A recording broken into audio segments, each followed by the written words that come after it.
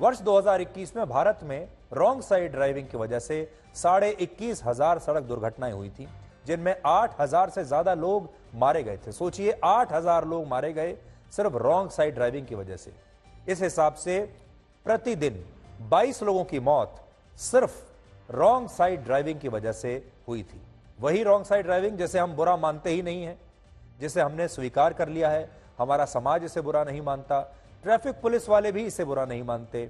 और अगर आप आज का दिन भी उठा के देखेंगे तो आप में से 99% लोगों ने आप ही के घर के आसपास, दफ्तर के आसपास, या जब आप अपने घर से निकले होंगे तो आपने आज ही न जाने कितने लोगों को रॉन्ग साइड ड्राइविंग करते हुए देखा होगा और आपने इग्नोर कर दिया होगा। आपको लगा ही नहीं होगा कि ये कुछ गलत काम कर रहे हैं। और आप में से भी बहुत सारे लोगों ने आज ही रॉन्ग साइड ड्राइविंग कहीं ना कहीं की होगी, क्योंकि आपको समय बचाना है या फिर अपना पेट्रोल या डीजल बचाना है। एक तथ्य यह भी है कि भारत के बहुत सारे लोगों को अब रॉन्ग साइड ड्राइविंग में कुछ भी रॉन्ग लगता ही नहीं। एक सर्वे हुआ जिसमें पता चला कि भारत के 62% लोगों ने माना कि उन्होंने समय बचाने के लिए या ट्रैफिक जैम से बचने के लिए महीने में कम से कम एक बार रॉन्ग साइड ड्राइविंग जरूर की है। लेकिन यह तो सर्वे की बात है, महीने में एक बार से कहीं ज्यादा लोग रॉन्ग साइड ड्राइविंग करते हैं। ऐसा लगता है कि पूरी दुनिया में भारत के लोग सबसे ज्यादा व्यस्त हैं।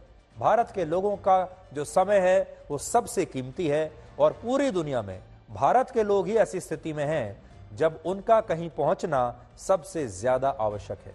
अगर भारत के ये लोग सही समय पर जहां भी ये जा रहे हैं वहां नहीं पहुंचे तो पूरी दुनिया समाप्त हो जाएगी। इस तरह की जल्दबाजी भारत के लोग दिखाते हैं और पूरी दुनिया को भारत के लोगों ने बता दिया है कि भाई सबसे बिजी लोग हम ही हैं, सबसे ज्यादा कामकाज में व्यस्त हम ही हैं। और अगर हम सही समय पर नहीं पहुंचे अपने काम पर या जहां भी हम जाते हैं अपनी मंजिल तक, तो पूरी दुनिया अस्त व्यस्त हो जाएगी।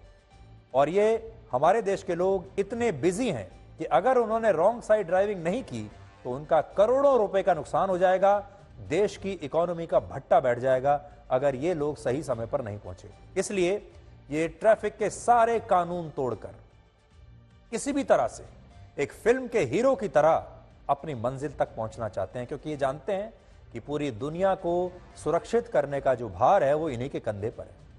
कड़वा सच ये है कि अमृतकाल के इस दौर में भारत की सड़कों पर एक खतरनाक रक्त काल चल रहा है। दुर्भाग्य यह है कि इस पर आज भी कोई बात नहीं करना चाहता। वर्ल्ड रोड स्टैटिस्टिक्स के आंकड़ों के मुताबिक दुनिया के 199 देशों में सड़क दुर्घटनाओं में सबसे ज्यादा 11% मौत भारत में होती है। सबसे ज्यादा लोग हमारे देश में मरते हैं।